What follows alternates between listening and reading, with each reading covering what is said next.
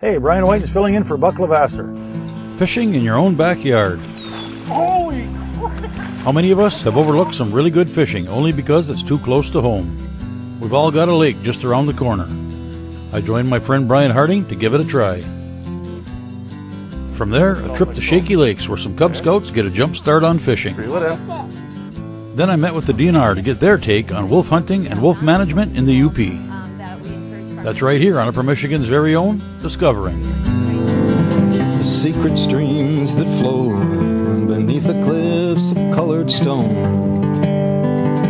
Forests thick and healthy with birch and pine and oak. Surrounded by the greatest lakes this world has ever known. The black bear's awesome presence as he roams the hills and fields. Call of the timber wolf, the loon's lonesome trill, the eagle soaring high above, the trout lies deep and still. These are what I treasure, the only way I measure feelings that I have for this fine land. There is so much to discover when you're a long-time lover of northern Michigan.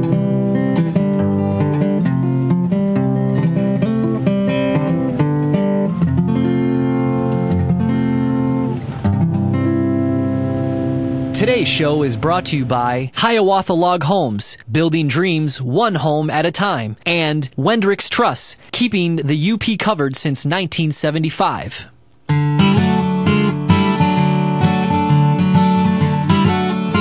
Why is the grass always greener on the other side of the fence? When you're in a boat, you cast as close to shore as possible. When you're fishing from shore, you cast as far away as you can. And we've all been on that fishing trip somewhere out of town. Whether you're casting or driving, it seems the further away, the better the fishing. What about the water right in front of us? What about that little lake just down the road? I live on a lake that nowadays actually has some pretty good fish in it. I haven't tossed a line in that water since I was a kid. I got together with my good friend Brian Harding, and we decided we did a little chain of lakes 15 minutes from my house. There we go, nice largie.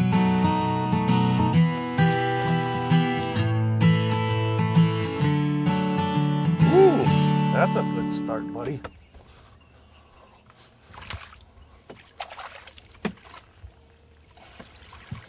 Sweet. 5 minutes into it? Yeah, that ain't bad, eh? Just got here to nice little small lake in the UP, and we're just trying something different today, folks. Nice little largemouth. And this is just a small little tiny lake in the UP. There's a chain of 3 lakes here. It's just a great little fishery. Nice little quiet, couple houses. Another one. Oh, come on, catch up. Oh, little baby.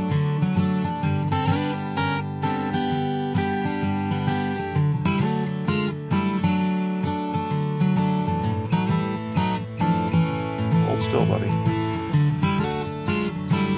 Number 2, using a Wacky Rig Zero. Something a lot of people don't use. It's very effective.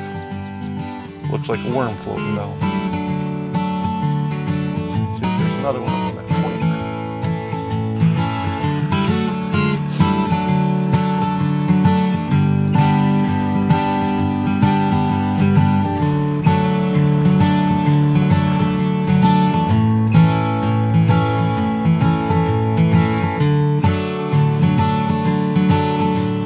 It's been a goofy year this year. Everything spawned out way early. It's been running about 3 weeks ahead of schedule. So largemouth bass are all spawned out right now, it seems like. And they're just coming off to that first break. And they're relaxing right there, and they're just waiting for food to drop in front of their face. There we go! That is cool when you can call your shot.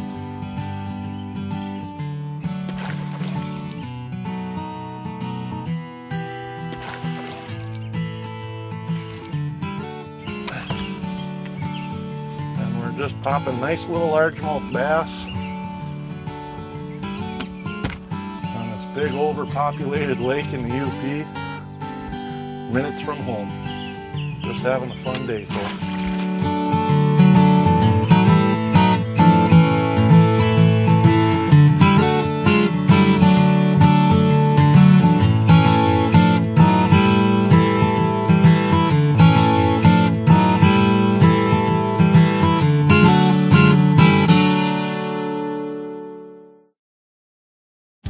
Have you been dreaming of owning a log home, cottage, or camp?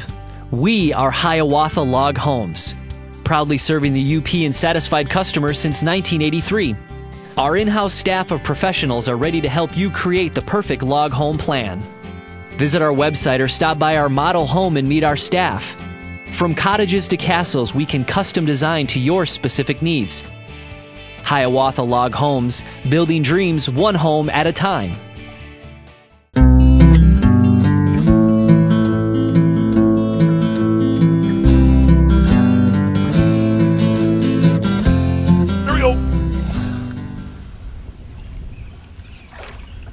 It's when you're fishing real bright water, clear water, you want to have a good fluorocarbon.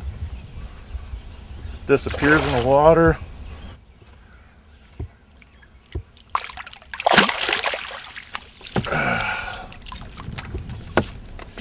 I like to use Vicious Pro Elite. It's durable, it holds up. Great for catching nice little largies, or big largies, good little fish.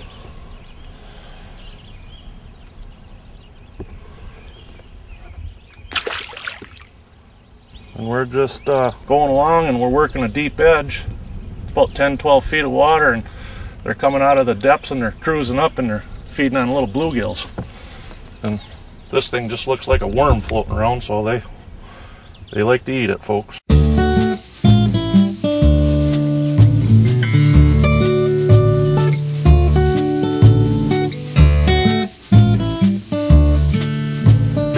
Another one, he's running right at the boat and I can hardly keep up with him. Little fart. Make sure you got a good flexible rod that'll play the fish. There we go. So you can catch all your nice fish like that. From the daddy. This one, he just picked it up and swam with it, didn't even feel the little thing. Okay folks, we're using a 2-aught Gami circle hook, finesse hook, and we take our 0 and we just hook it right in the center like that. It's called wacky rigging. And the smallmouth and the largemouth just love it. They can't get enough of it.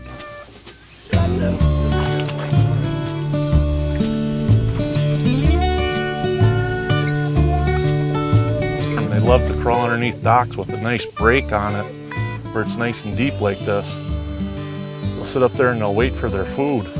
So we're gonna try and skip one underneath there, just like that. Now hopefully somebody's home. Yeah, they are fun to catch.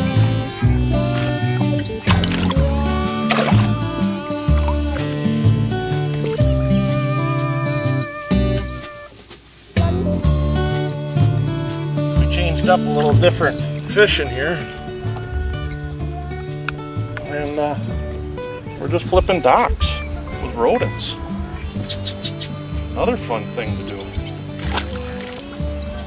This is a 5-inch rodent.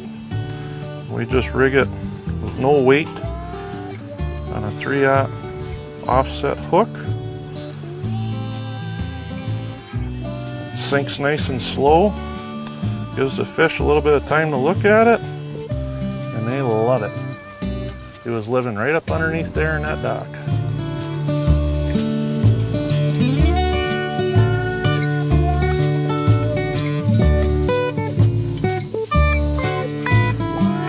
There we go. Nice little dock fish. all about the same size. Oh, gotta get up.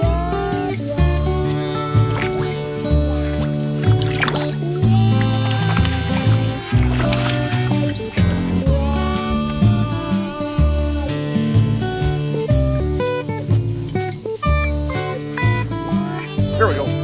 Oh, we got him.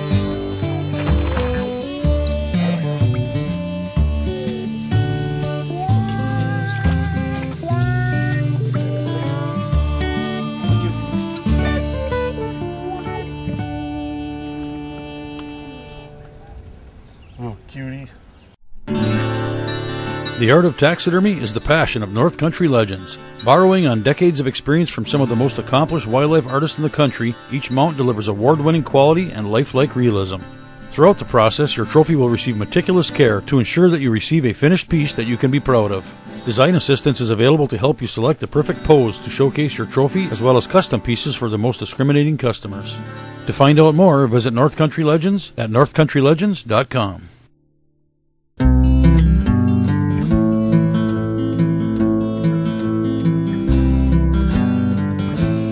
This right here is perfect for frogging.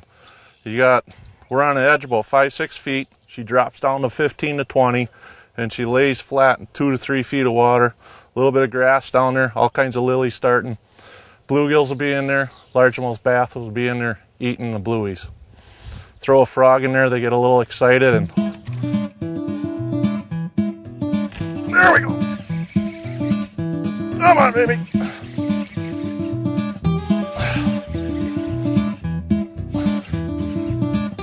Use a good braid when you're frogging too, so you can get them through all this junk. Ah. Big heavy rod, 20-pound test line minimum. You can horse them right through whatever you want.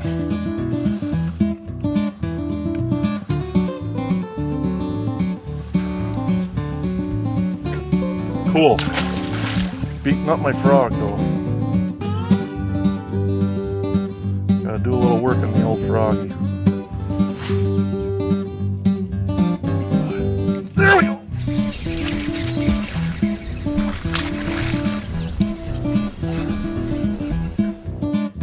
Oh boy, this is fun.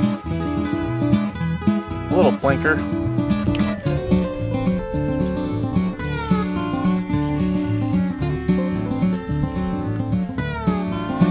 Next time you feel like fishing, but don't have time to get to your usual spots, give that little lake just down the road a shot. You might be surprised by what you find.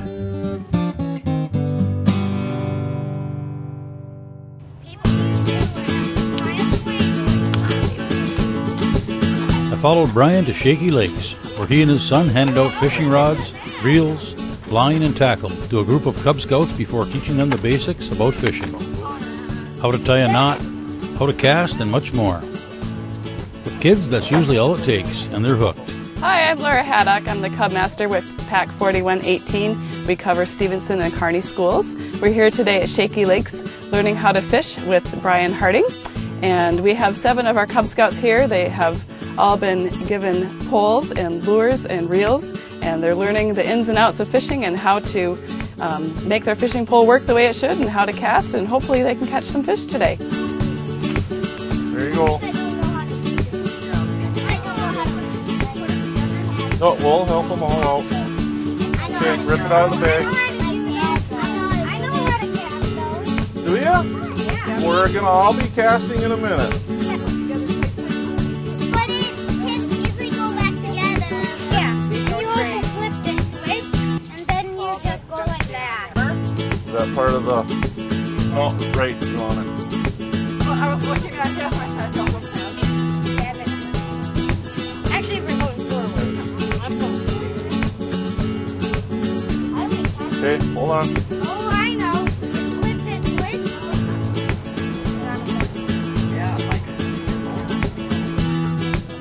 Yeah. Take this as your bail right here, guys. Okay. Then we just flip it up like this. Okay. One at a time. Come on up here. We'll teach you how to tie a palm or not. Okay, 1, 5, 6, whatever. Take your line. right? We're gonna double it up like this, right? Feel it's doubled up? Okay, hold it in your hand. Hold both in your hand. Reel it up a little bit. Can't think of many things better than teaching a youngster to fish. It's something that will undoubtedly stick with them forever. It's not hard. In many cases, a taste is all they need, and they're hooked for life. That's the neat thing about fishing. It's for anybody and everybody, regardless of age, gender, or skill level. No other sport offers such an even playing field. Certainly you can expand your opportunities through experience and knowledge, yet you can back troll for walleyes all day at the perfect speed, using the hottest color on the lake, and all the spots where the fish are supposed to be. Use all of the knowledge and experience you've accumulated from countless hours on the water and still come up empty. Meanwhile, your 10-year-old son pulls in a 28-inch walleye on a lure he's used for no other reason than it's the coolest one in the box. And that's what's so great about fishing.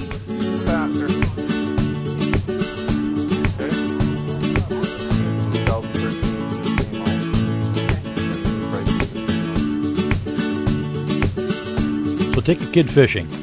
You don't need to teach them how to use a Lindy rig or the difference between mono and braided line. You just need to get a rod in their hands. So the next time you head out on the water, bring an extra rod and reel, and a kid. And someday, he or she will do the same. Oh yeah, Friday 13th.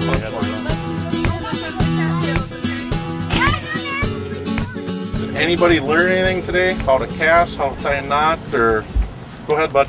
I learned that a different way to cast with a different pole than a regular one.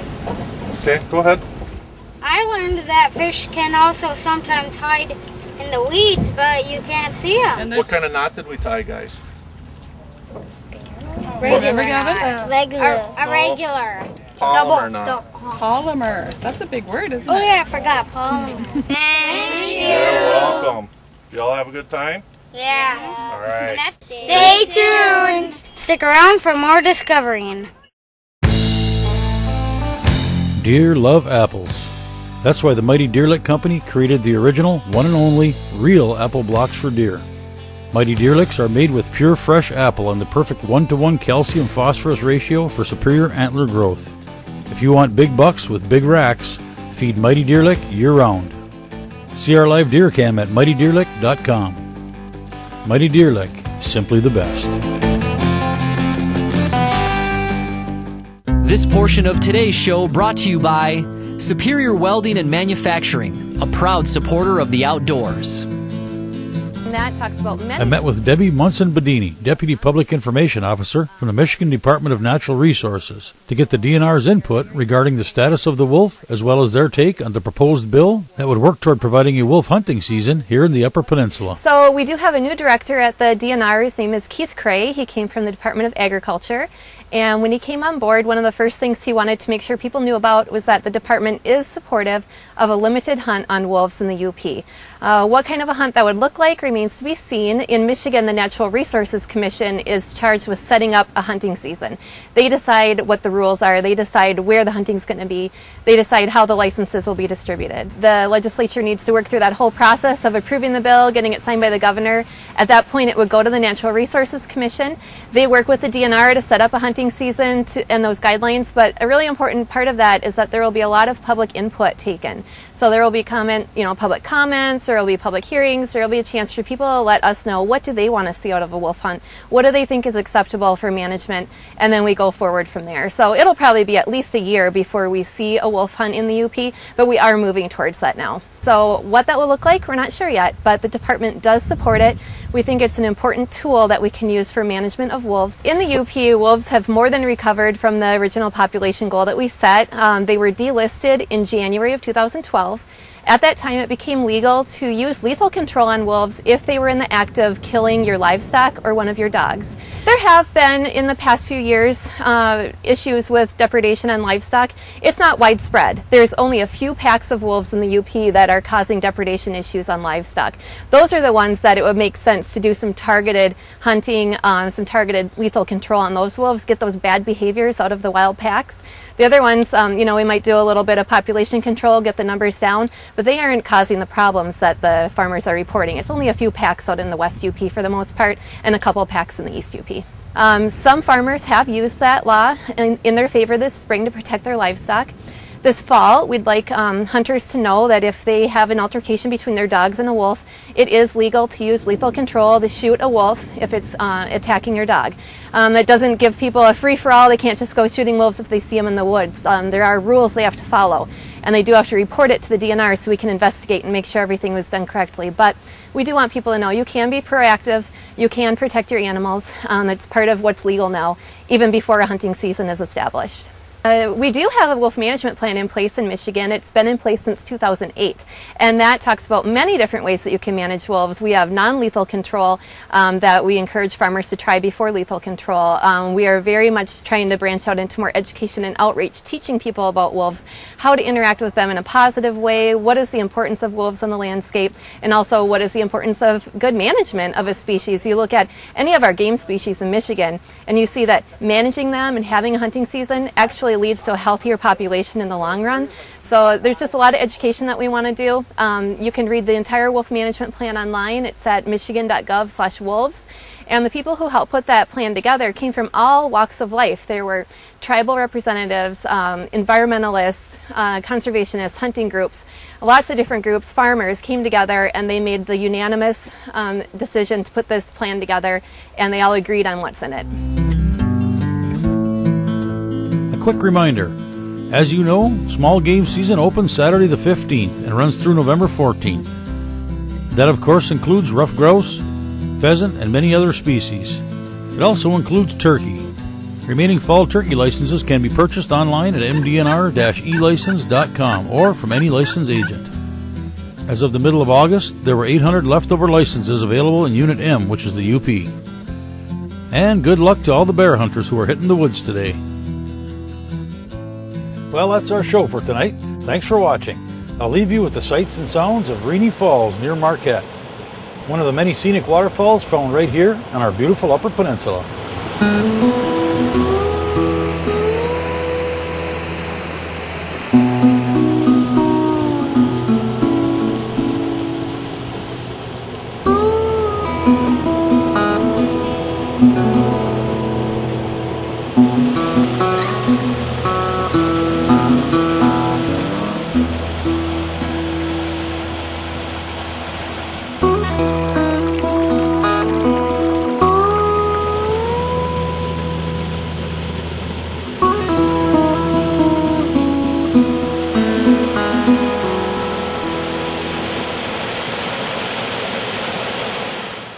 Here we go, get ready. And, oh, swimming towards the boat. Oh, it ain't right, man.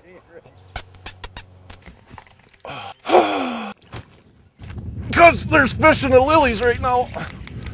Oh!